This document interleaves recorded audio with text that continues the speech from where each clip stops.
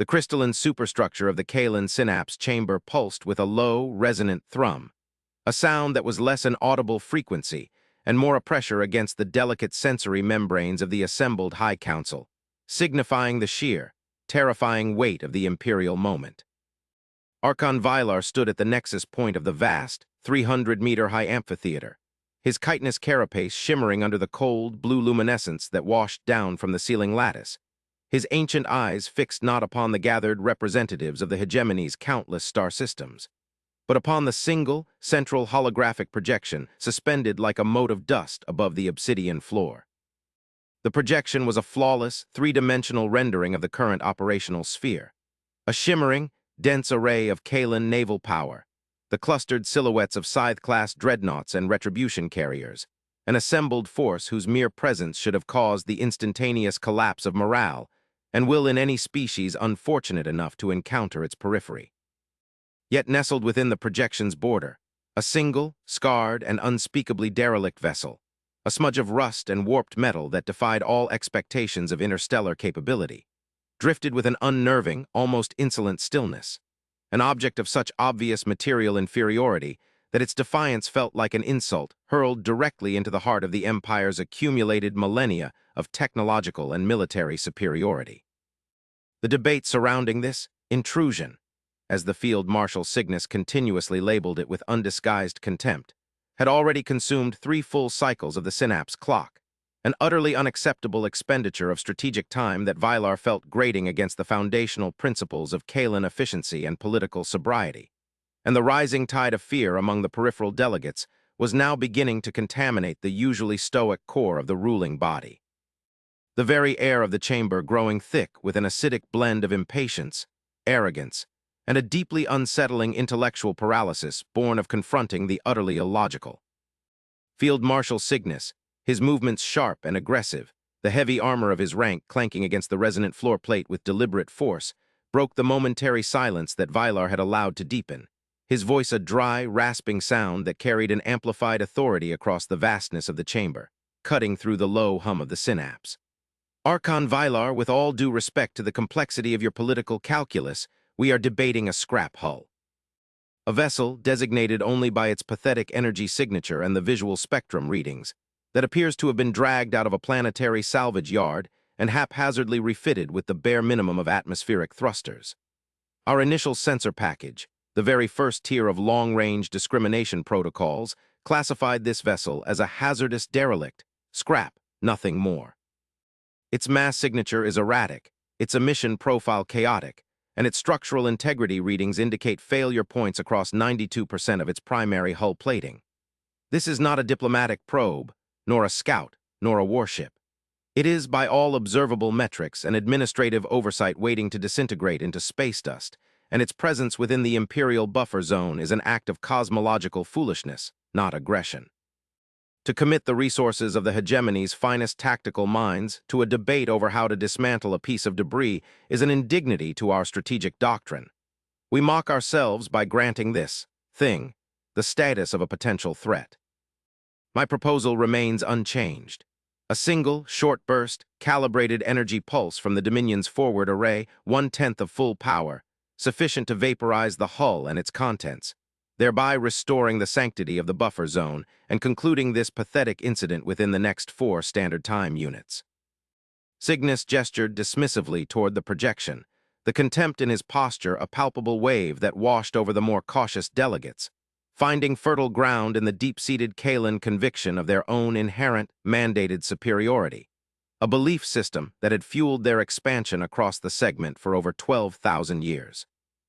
The seeker Lyra, however, the chief xenolinguist and philosopher-historian whose role granted her the singular authority to interrogate the hegemony's foundational assumptions, shifted her weight slightly on her elevated plinth, a movement almost imperceptible in the grand scale of the chamber, but which drew the immediate and focused attention of Archon Vylar. Lyra's species, the contemplative and deeply analytical Ethel, were valued precisely because their logic was cold, unclouded by the kaolin's aggressive certainty. Her voice, when it came, was a low, sibilant whisper that the synapse translation system amplified into a precise, chilling counterpoint to Cygnus's harsh certainty. Field Marshal, your analysis of the material reality of the vessel is indisputable. Structurally, it is an absurdity. Technologically, it is an affront to the concept of advanced propulsion. Yet the absurdity is precisely what compels caution, not recklessness. You cite 92% hull failure points, yet it has traversed the entire breadth of the uncharted nebula region, a feat that taxed even our own preliminary deep scan mapping probes, and executed a perfect, silent, energy-conserving drift maneuver into the most sensitive sector of the buffer. A derelict, by definition, is incapable of such precision. An inferior species, facing a condensed formation of imperial power, would either flee with chaotic panic or launch a desperate, pathetic, high-energy attack designed to fail. This vessel of the species designated humanity from the system Sol, a previously uncontacted, low-influence stellar entity, does neither. It simply is. It defies the Kalan model of interstellar response. That defiance, Archon, is a data point we cannot ignore. It suggests either a total lack of comprehension regarding the scale of the power it confronts, or a comprehension so complete that fear itself has been transcended, replaced by an unknown, disturbing form of tactical detachment. The species has been silent for the equivalent of 3 Kalan days. Silence is not weakness. It is a declaration. It is the refusal to play by the rules of the hegemony's diplomatic chess game. We must seek to understand the psychology of this silence, not merely the structural composition of its hull. The mockery, Marshal Cygnus, may be on the species that believes structure dictates capability.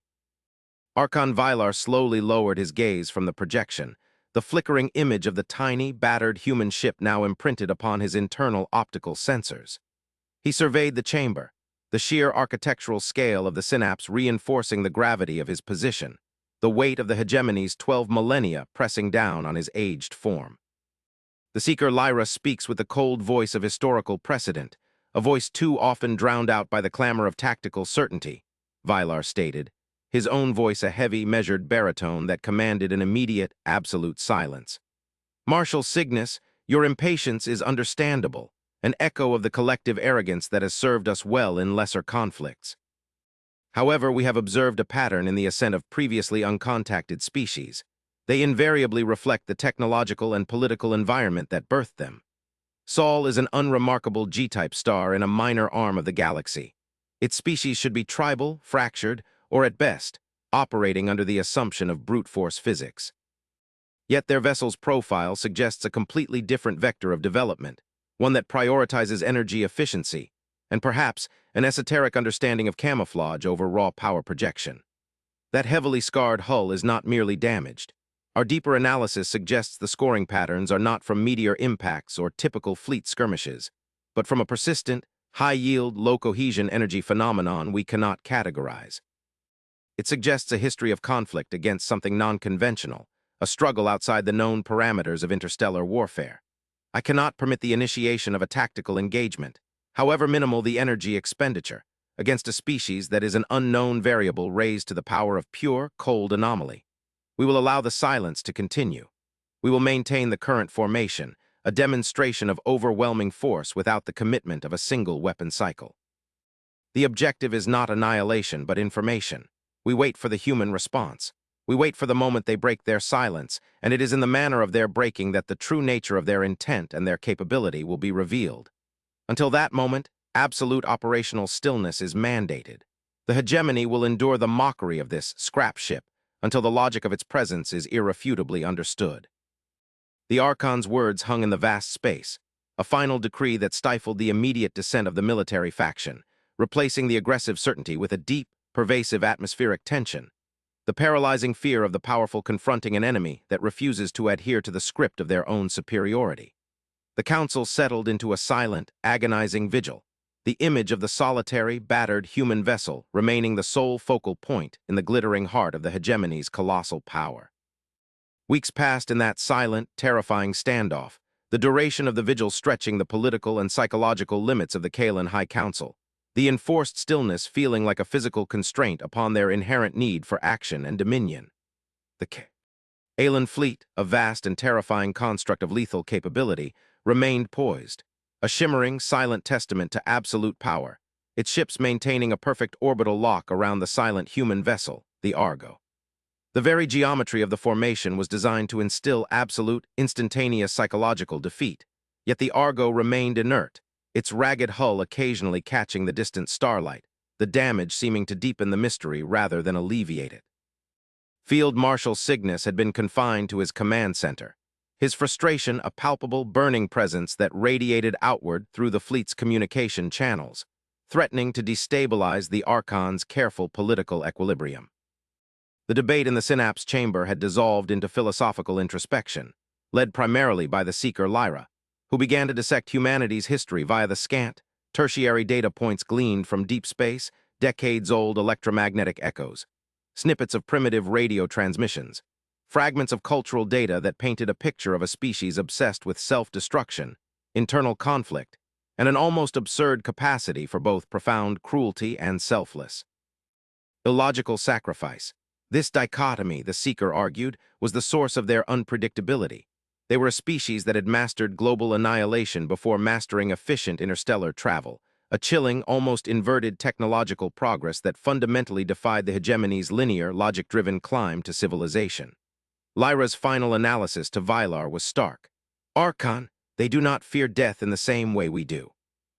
They seem to internalize it, study it, and then weaponize the concept of their own mortality. They have already survived their worst enemy, themselves, a feat far more taxing than surviving a confrontation with the hegemony. Their ship, that scrap, is a testament to survival, not to technological inferiority.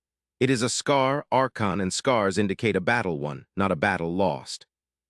This thought, the sheer, paralyzing weight of a species that had normalized existential risk, settled heavily upon Vylar, adding a new layer of psychological complexity to the standoff. The silence broke not with a roar, but with a signal so pure, so mathematically clean, that it initially registered on Kalan long-range sensors as a natural cosmological phenomenon, a low, perfect sine wave emanating from the Argo's derelict frame. It was not a transmission in any known Kalan communication protocol, nor a high-energy burst designed to overload or threaten, but a simple, deeply resonating invitation in the universal language of mathematics and physics, a signature that proved, without question, that the Argo's crew not only understood Kalan communication systems, but deliberately chose to bypass them, establishing a new foundation for discourse based on first principles. The signal, once successfully parsed and translated by Lyra's team, was revealed to be a single, non-rhetorical, non-aggressive query, intent, categorization, non-hostile. The language, the structure, the absolute emotional nullity of the message sent a fresh wave of psychological confusion through the synapse chamber. The Kalan had expected a surrender, a boast, or a desperate plea. They received a logical, almost clinical request for categorization. Archon Vylar, his sensory organs trembling slightly with the sudden release of tension and the subsequent surge of the unknown, ordered an immediate, highly formalized diplomatic response. Respond with the full hegemony diplomatic designation, the standard threat assessment protocol, and a clear demand for immediate, unconditional submission to imperial authority. This is the opportunity to impose the proper hierarchical structure. Let them understand the scale of their transgression. Cygnus hissed from his projection on the side screen, his impatience now reaching a dangerous political inflection point. Vylar, however, raised a single chitinous hand, silencing the field marshal's input. No. That is the response of the Dominator, the response they expect, the response that will trap them in a predictable cycle of conflict. We will respond with the language they chose, the language of pure, cold logic. Vylar turned to Lyra, the Seeker's multifaceted eyes reflecting the blue light of the chamber. Seeker, craft a response that is minimal, truthful, and non-threatening, but which projects absolute, irrefutable capability. We will not negotiate. We will define the operational environment. Lyra's response was crafted over a painstaking 2-hour cycle, a testament to the Kalan capacity for strategic understatement. The message transmitted back to the Argo was equally clean, precise, and devoid of rhetorical flourish. Definition, Kalan hegemony. Capability, absolute system superiority. Intent, securing buffer zone integrity. Warning, violations of buffer zone are designated act hostile, I. Initiating protocol Omega. Advise, immediate vector correction to designated quarantine perimeter. The transmission was accompanied by a meticulously calculated data package, a low-resolution rendering of the entire Kalan armada currently surrounding the Argo, a perfect visual representation of the overwhelming scale of the assembled power, the message being that this was not merely a local defense force, but the focused, concentrated might of an interstellar empire. The response from the Argo arrived with an even more rapid, disconcerting efficiency, suggesting the human crew had been prepared for precisely this exchange. The message was displayed simultaneously across all Synapse screens, forcing the Kalan leadership to confront the utterly unexpected philosophical position of the human species. Analysis, hegemony definition, acknowledged. Analysis, capability claim, noted. Protocol Omega, noted. Vector correction, rejected. Rationale, current position is required for maintenance of self-defense module deployment geometry. Categorization of hegemony, intent, rejected. Rationale, intent to secure buffer zone integrity is negated by the intent to initiate Protocol Omega against a vessel classified non-hostile. Protocol Omega is deemed a preemptive escalation of force. Advice, maintain current formation and stand down. Rationale, deployment of self-defense module, SDM, is mathematically certain to render hegemony naval assets to residual state 7 Juno Fornax, 7 JF, should Protocol Omega be initiated. The synapse chamber dissolved into a maelstrom of shock, disbelief, and rising, furious indignation. The phrase, residual state 7 Juno Fornax, 7 JF, was a cold, mathematical declaration of utter annihilation, a term so clinical and devoid of emotion that it instantly transcended mere threat and became a statement of scientific fact. It was a term that suggested a technology the Kalan could not yet conceive, one that did not merely destroy, but removed the possibility of existence. Cygnus's projected image was now contorted with unconcealed rage, his voice a roaring distortion across the communication channel. This is an insult, a ludicrous, unprovoked lie. They claim to possess a capability that surpasses our finest dimensional fragmentation weaponry. They claim the ability to turn a concentrated Kalan armada into a state of matter we cannot even detect. Archon, this is the final, desperate bluff of a species cornered. I demand the initiation of Protocol Gamma, a non-lethal, full-spectrum jamming and capture maneuver, followed by an immediate boarding action. We will take their self-defense module as a prize and teach them the cost of such monumental arrogance. Vylar, however, stood completely motionless, his posture frozen, his attention fixed solely on the human message, the philosophical core of the statement cutting through the military noise. Self-defense module deployment geometry. The words implied a system already prepared, already targeting the hegemony fleet, a system that treated the absolute scale of the Kalan armada not as a deterrent, but as a necessary and complex geometric problem to be solved. And then the single, cold line. Protocol Omega is deemed a preemptive escalation of force. This was not the language of a primitive, cornered species. This was the language of an ethical, logical, deeply cold-blooded polity that had already calculated the moral framework of the impending conflict and had judged the Kalan hegemony to be the aggressor, despite the material reality of their respective forces. Vylar slowly lowered himself onto his throne, the act a profound declaration of caution that instantly subdued the chamber.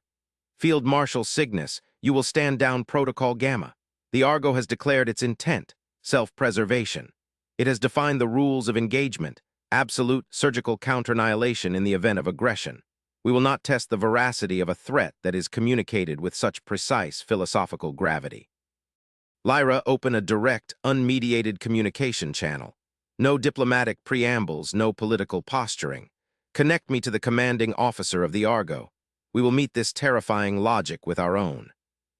The screen shifted, the sterile Kalan graphics replaced by a simple, uncluttered view of the Argo's command bridge, a space that was surprisingly small, utilitarian, and utterly lacking in the elaborate, confidence-boosting grandeur of Kalan vessels.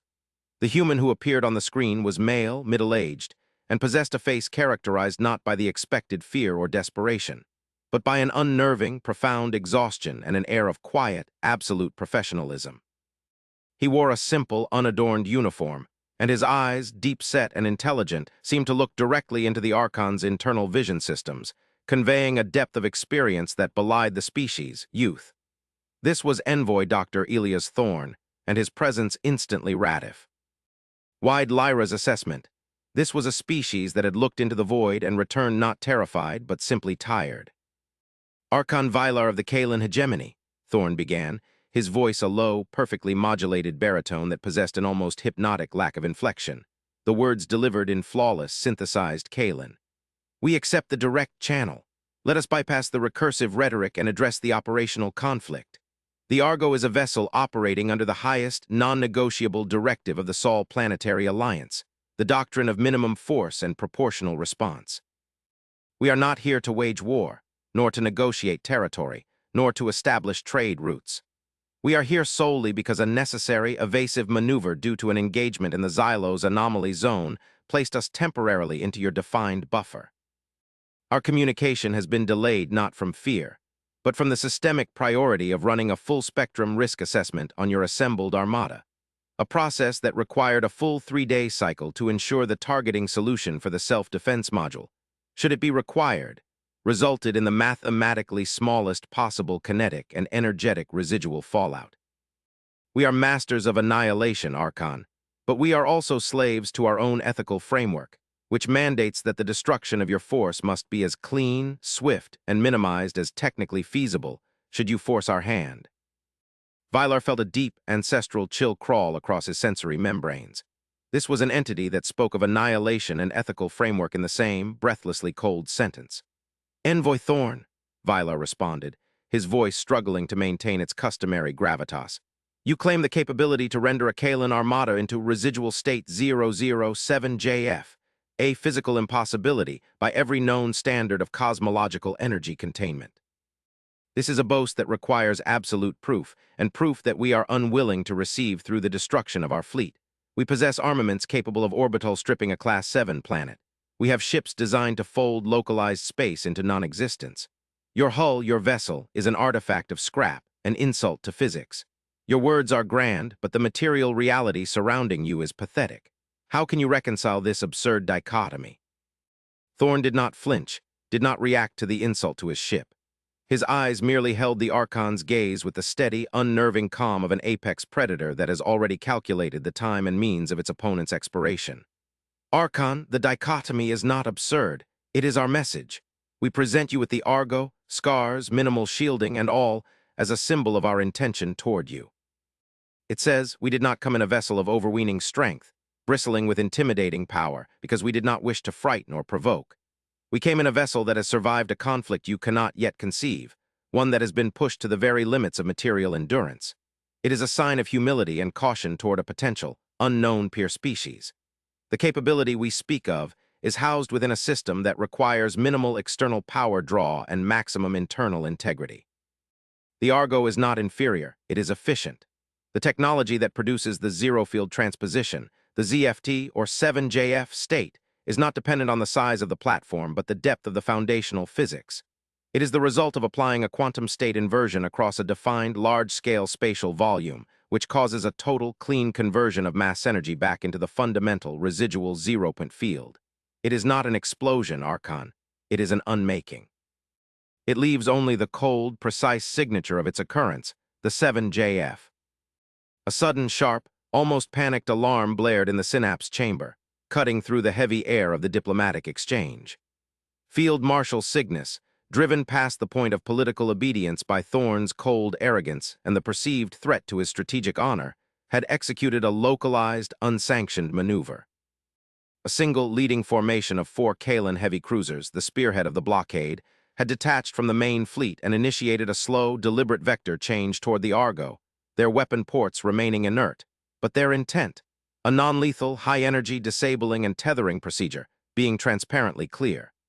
This was the final, desperate act of defiance from the military wing, a test of the human threat designed to fail safely but publicly. Vylar roared a command for an immediate stand-down, but it was too late. The communication lag across the immense space ensured the maneuver would be completed. Envoy Thorn did not even blink. His expression remained utterly calm, his eyes still locked on Vylar S, and the Archon felt a sudden, crushing premonition of irreversible catastrophe. "Archon Vylar," Thorn stated, his voice now dropping to an unnervingly quiet level, "your field. Arshal has executed a hostile vector change maneuver against an explicitly defined non-hostile asset. This movement has crossed the threshold of the Argo's self-defense perimeter. The action is designated aggression. Protocol Omega, initiated by external force. The doctrine of minimum force is now engaged. We apologize for the required data point acquisition. Before Vylar could formulate a response, before the Kalen sensor operators could even register an energy signature spike from the Argo's battered hull, the event occurred. It was a silence, a sudden, horrifying unlight that manifested in the very heart of the holographic projection. The 4 Kalen heavy cruisers, ships that represented hundreds of years of Kalen engineering, tens of thousands of lives, and 1 billion units of material investment, did not explode. There was no flash of plasma, no kinetic hull rupture, no shrapnel. They simply mathematically ceased to be. The silhouettes of the 4 massive ships vanished from the projection. In their place, the residual sensor sweep registered a rapidly dissipating, cold spectrum energy signature that matched the human's stated value. Residual state 7 Juno Fornax, 7 JF. The surrounding space was clean, empty, and terrifyingly pristine. There was no wreckage, no atmospheric distortion, no gravitational ripple. The 4 ships had been cleanly and absolutely unmade, converted entirely back into the cold, silent physics of the zero-point field, leaving behind nothing but the undeniable, cold, mathematical proof of a capability that transcended the hegemony's entire understanding of the cosmos. The resulting silence in the synapse chamber was absolute, a soundless vacuum that was more deafening than any explosion could have been. A profound psychological rupture that instantly shattered the political and military arrogance of the Kalen hegemony, replacing it with a terror born not of chaos, but of utterly surgical, cold, perfect power. Field Marshal Cygnus's image on the side screen went blank, his command ship having been among the annihilated quartet, and the sudden, complete erasure of one of the hegemony's most formidable tactical minds, and his 3 accompanying vessels sent a shockwave of political panic through the assembled council that only Vylar's ancient, unyielding presence managed to contain. Vylar, his sensory organs overwhelmed by the instantaneous loss of life and material, forced himself to look back at the image of Envoy Thorn, who remained completely serene, the exhaustion in his eyes now seeming to carry the weight of an ancient, terrible responsibility rather than mere fatigue. Archon Vylar! Thorn's voice was the only sound in the synapse chamber, perfectly calm, perfectly logical. The demonstration is concluded. The self-defense module has now reverted to standby status. The doctrine of minimum force was adhered to. 4 ships were required to prove capability, not the entire fleet. The integrity of the surrounding operational environment has been maintained.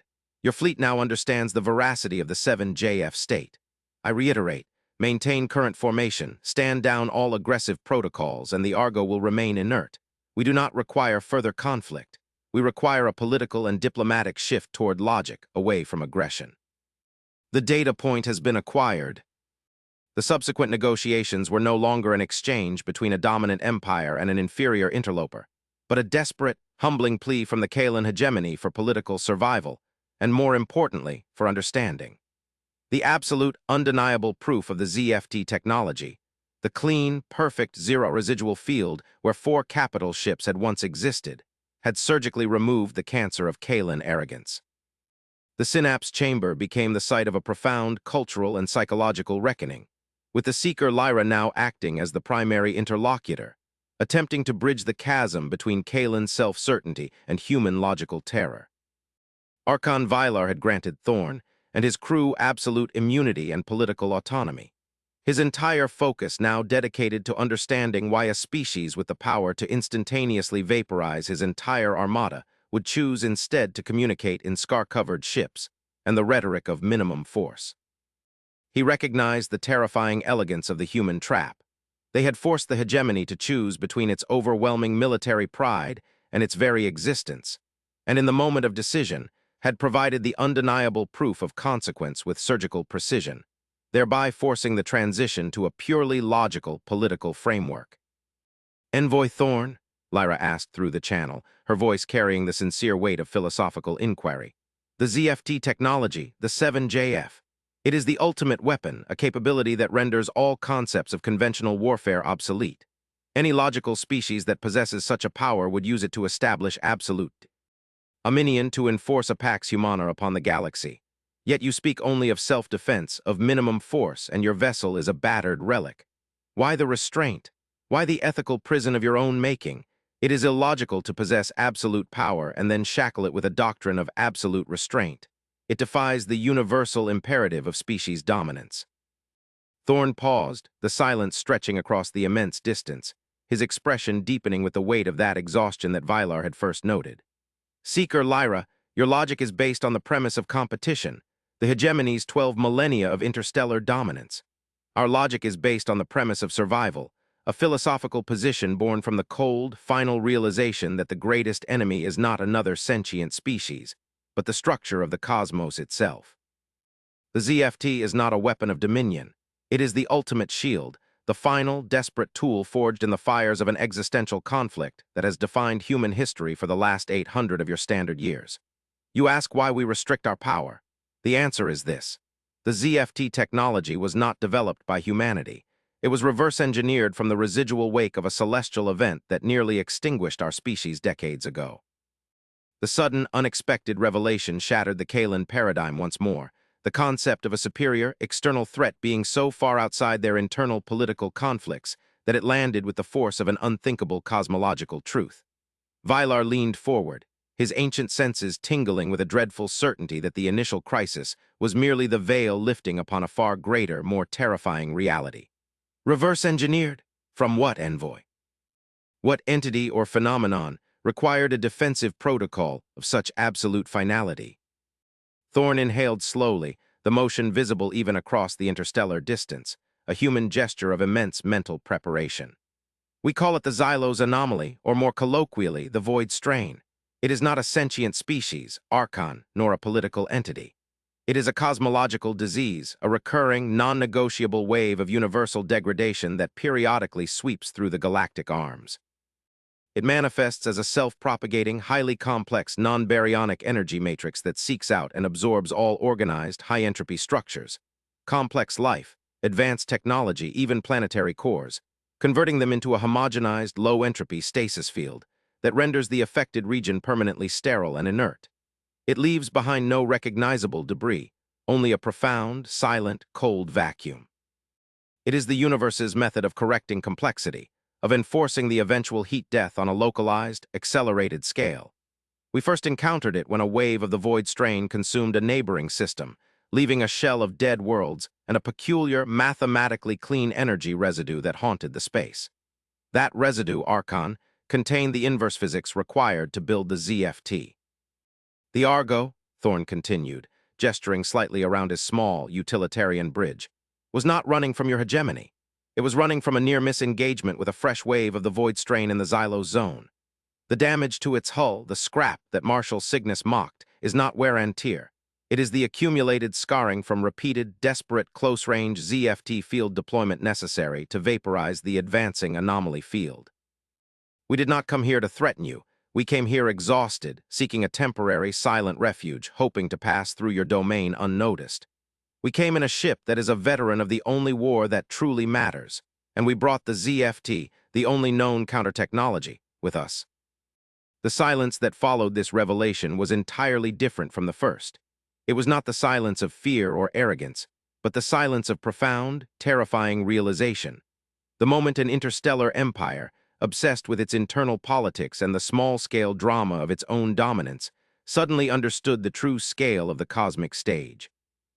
The hegemony's history, its wars, its 12 millennia of cultural achievement, were suddenly rendered trivial, a small, noisy footnote in a universal struggle for the right to simply exist in the face of an entropic, relentless enemy. Archon Vylar looked at the holographic projection of the Argo, no longer seeing a piece of derelict scrap, but a scarred, defiant sentinel, a living testament to a species that had looked upon the face of universal annihilation and chosen, not to surrender, but to build the ultimate, surgically precise shield. The doctrine of minimum force, Lyra whispered, the translator amplifying her philosophical realization into the stillness of the chamber, is not an ethical constraint. It is a strategic necessity. If you use the ZFT indiscriminately, you risk exposing the full scope of your counter-technology, allowing the void strain to add. Apt to the conversion field's signature. You conserve your power, you minimize your signatures, you present only what is necessary, because every unnecessary deployment of the ZFT is a risk to the only stable defense against this Xylos anomaly. Precisely, Seeker, Thorn confirmed. a hint of profound intellectual relief momentarily softening the exhaustion in his eyes. You understand now. We had to prove the capability, the 7JF, to force your hegemony to stand down, but we used the bare minimum required to create the essential political pivot point. We used the Argo as an ethical and logical test. If a species responds to a damaged, silent vessel with overwhelming aggression, they are too politically unstable to be trusted with the knowledge of the void strain and must be avoided at all costs. You responded with arrogance and aggression, Archon, but your final decision was one of logical, life-affirming caution. You passed the test, but only barely. The price was 4 ships, the minimum required to ensure the survival of your entire civilization.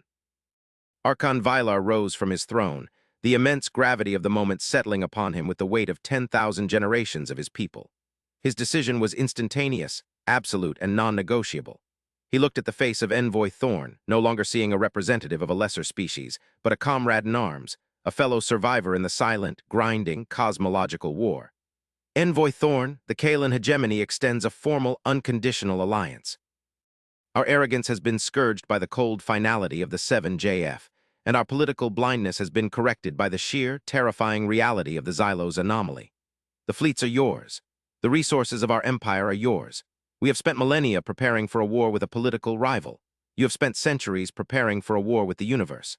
We pledge our immense material resources and our considerable, if less esoteric, technological base to your doctrine of minimum force. We are not your masters, nor your peers, but your apprentices in the art of true, cosmological survival. Tell us, Envoy, what is the next step? What action must the hegemony take to begin fighting this war that we did not even know we were losing? Thorn's expression shifted, the exhaustion momentarily giving way to a flicker of something profoundly human, a mixture of grim hope and the terrible burden of leadership. The first step, Archon, is not military. It is philosophical. You must teach your people that their ambition is trivial, their history is a whisper, and their true enemy is not a rival with a fleet, but the silence between the stars.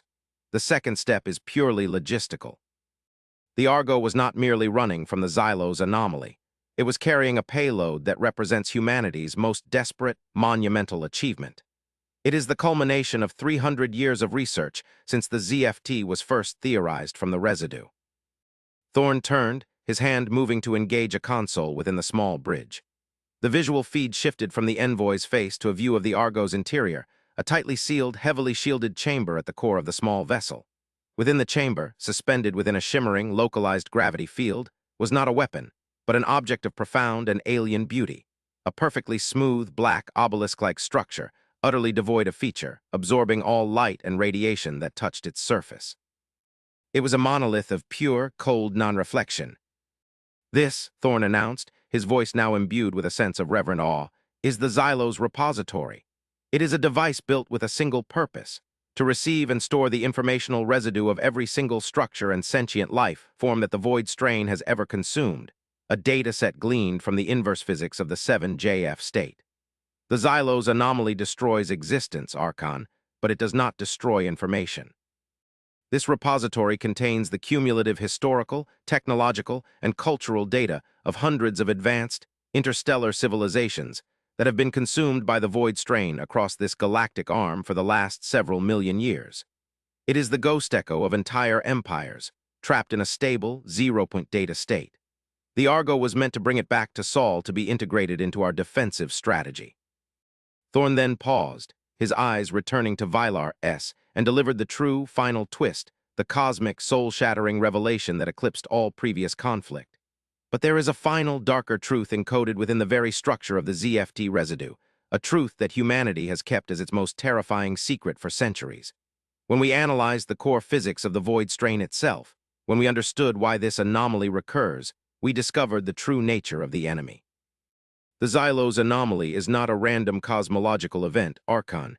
It is a cosmic signal.